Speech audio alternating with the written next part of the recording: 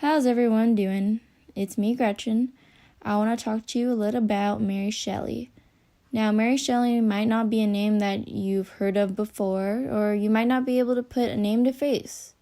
But I can assure you that you probably do know Frankenstein.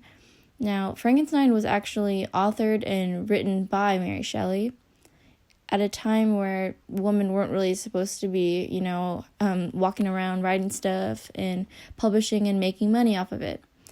But she did this anyways because she had a really great story and she stuck to it.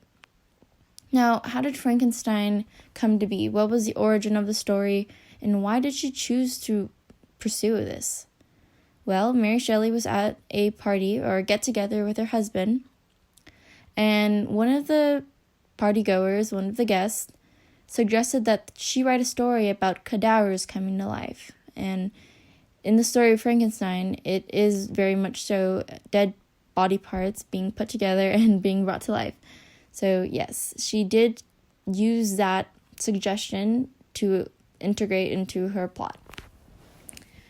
Okay, so her husband, funny story, not so funny, but actually sort of disturbing, was her father's political acquaintance.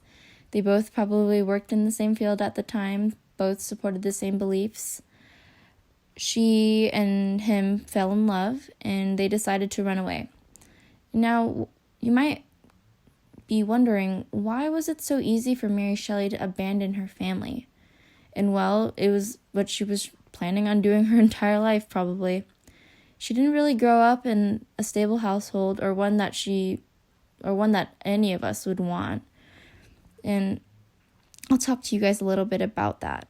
So her mother passed away, sadly, during childbirth, so Mary Shelley didn't really know her mom. Her father had no other choice but to remarry, and he chose to remarry one of his neighbors. So this woman that he decided to marry was not the right fit for him, especially if he was looking for someone to take care of his children, because in the end, she did not end up doing that.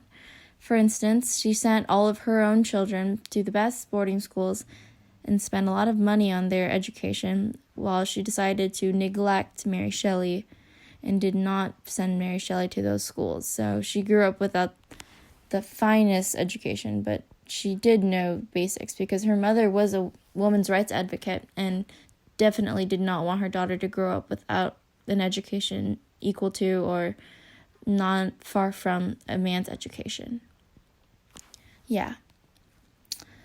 So, back in the 1800s when she published Frankenstein, women couldn't really get jobs and they weren't expected to make their own money.